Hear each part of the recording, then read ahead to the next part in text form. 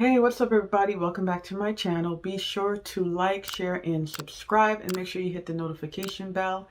All right, so today I'm going to be talking about if you should become a COTA or a OTR. All right, so I'm going to compare the two, and I'm going to give you my 5 different comparison reasons. All right, guys, so stay tuned. Let's go.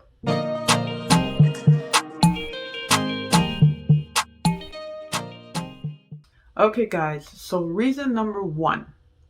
All right, if you are yawning to be an OTR, just know that it is a master's degree program.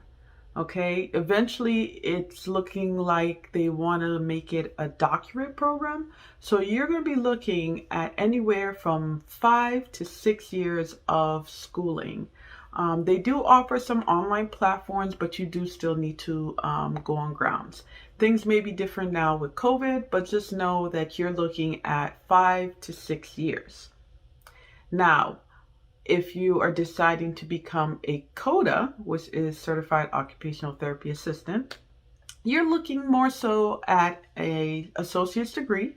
Eventually, I know there's been talks about it becoming a bachelor's degree, but as far as I know, you're still in the clear. It's still an associate's degree, and this is about 2 years of community college schooling. All right. Some colleges may take a little bit longer, but generally it's 2 years. I'm going to say about 2 to 2.5, but you can get it done within 2 years. Okay, so that is reason number 1. So it all depends on, 1, your finances and the time that you have. It may be easier for someone coming fresh out of high school to go and do 5, 6 years of schooling versus a mom with 2 children may opt for being a COTA and going to school for 2 years. Now, reason number 2 that I have found with comparing the two is right now with the way COVID is, there are options for teletherapy.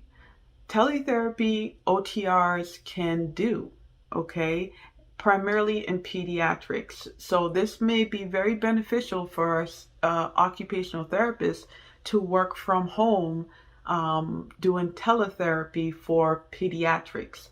However, I have not found anything yet, don't hold me to it, but I have not found anything that allows a COTA to work remotely from home doing online pediatric therapy. All right, so that's comparison number 2. All right, so comparison number 3 is salary. Okay, so a OTR can make anywhere from, coming out of school, from 80,000 all the way to 120,000, if not more, depending on what field you go into. Okay, so again, OTRs can make anywhere from 80,000 to 120,000. This is according to salary.com. Now, as a COTA, COTAs can make anywhere from 55,000 to about 80,000. All right, and granted, experience is gonna be a factor, okay, on how much you make, but that is general rule of thumb. Usually COTAs are on the higher end, like 80,000. They probably have a good amount of experience. Not to say that they can't go over, especially when you start specializing. All right. Okay. Reason number 4. Okay. OTRs have to supervise COTAs if there are COTAs in the building that require supervision. Okay, so as an OTR, you are responsible for your COTAs and what they're doing on your watch. Not to say that a COTA is going to mess things up for you, but you do have to supervise someone else. So it all depends, again, where you're working. You may be in a setting where you don't have any COTAs and you don't have anyone to supervise. Great, don't worry about it. But if you are in a setting such as a skilled nursing facilities, you're definitely, I'm almost sure 100% you're going to have a COTA that you're going to have to supervise. Now, when it comes to COTAs, you generally don't have anyone to supervise. However, you may supervise an OTA student.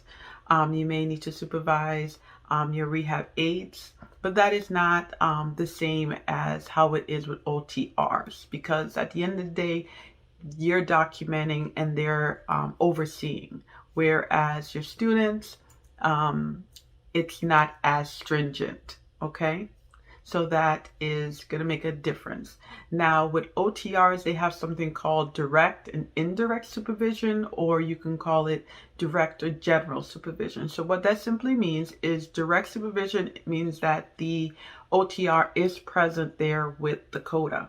Okay, a lot of times you'll get direct supervision with new grads, or maybe a COTA is not very experienced in certain doing certain things, so they may need that close in building supervision. Whereas indirect or general, which is kind of where I fall under now in my years of being a therapist, you can actually work in a building without a OTR being present.